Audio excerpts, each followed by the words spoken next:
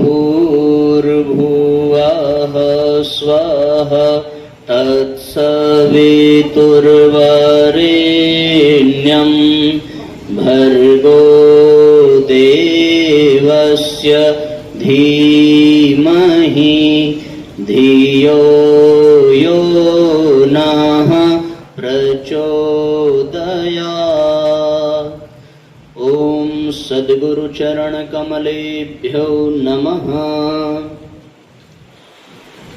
परम पूज्य गुरुदेव परमवंदनीय माता जी के सूक्ष्म संरक्षण में आज इस विद्यालय के पवित्र प्रांगण में सबसे पहले यहाँ के प्रधानाचार्य जो भी हैं, मैं बहुत परिचित तो नहीं हूँ, और एवं सभी अध्यापकगण और हमारे सामने खड़े इस विश्व के, इस राष्ट्र के कर्णधार हमारे छोटे भाइयों बहनों, आप सभी को मैं बहुत बहुत प्रणाम करता हूँ और आपके हृदय में विद्यमान परमपिता परमात्मा का स्मरण करते हुए अपनी बात को प्रारंभ करता हूँ। मुझे जानकारी मिली है कि आप सब लोग भारतीय संस्कृति ज्ञान परीक्षा में हिस्सा लेते हैं ना? कौन कौन उस परीक्षा में भाग लेता है? हाथ उठाओ जरा। आप बहुत बड़ी संख्या में भारतीय संस्कृति ज्ञान परीक्षा में बैठते हैं। मैं भारतीय संस्कृति के ही संदर्भ में आपसे कुछ बातें करना चाहता हूँ। साथियों, दुनिया में बहुत सी संस्कृतियों ने जन्म लिया और एक समय सीमा निश्चित करके वो संस्कृति, वो सभ्यता समाप्त हो गई। संस्कृति का तात्पर्य है जो हमें सही रास्ता दिखाए, जो हमें सही इंसान बनाए।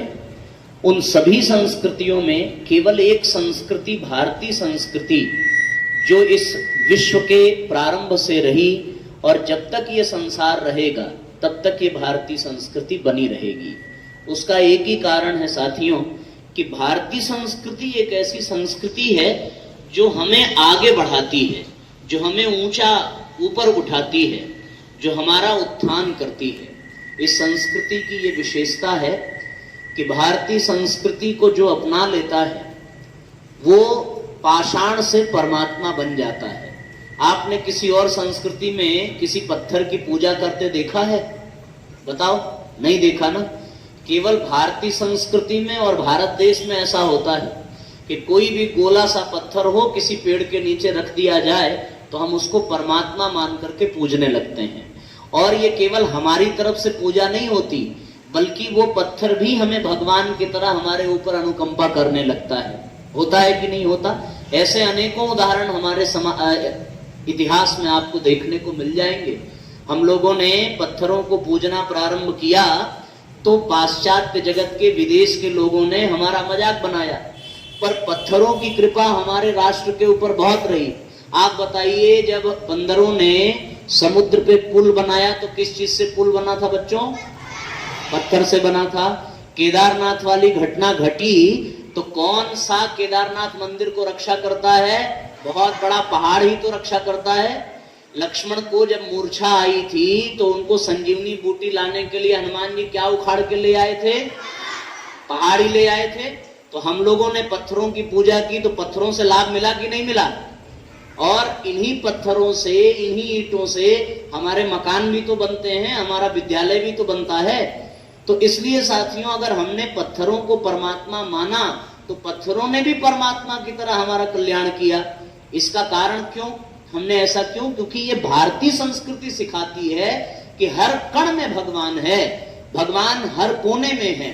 और जब तक हमें ये विश्वास होगा कि हमें भगवान देख रहे हैं, तब तक क्या हम कभी कोई गलत कार्य कर पाएंगे? क्या हम झूठ बोल पाएंगे? क्या हम चोरी कर पाएंगे? हम टीचर्स के सामने कोई गलती करते हैं क्या? अपने पेरेंट्स के सामने करते हैं क्या?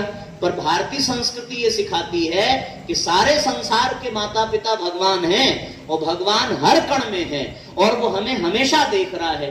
और जब तक वो देख रहा है तब तक हम कोई गलत काम नहीं करेंगे। आप लोगों ने कभी अनुभव किया होगा कि जब आप कोई झूठ बोलते होंगे, जब आप कौन कौन झूठ बोलता है? हाथ उठाओ जरा। इसका मतलब सारे बोलते हैं, इसीलिए किसी ने नहीं उठाया, है ना? तो जब हम लोग बच्चों झूठ बोलते हैं या कोई गलत काम करते हैं तो होता क्या है? अंदर से एक डर लगता है कि नहीं? कहीं कोई देख न ले, कहीं कोई जान न ले। वो डर किससे होता है? वो उस भगवान से होता है जो हर कण में है, और हर कण में भगवान है। ये कौन सिखाता है? ये हमारी भारतीय संस्कृति सिखाती है। किसी भी देश में वृक्षों को देवता नहीं कहा गया, पर भारतीय संस्कृति में वृक्षों को देवता कहा जाता है। क्यों देवता कहा जाता है? परम पूज्य गुरुदेव ने कहा जो देता है वही देवता है। तो बताओ, वृक्ष हमसे लेते हैं कि हमको देते हैं? नदियां हमसे लेती हैं कि देती हैं?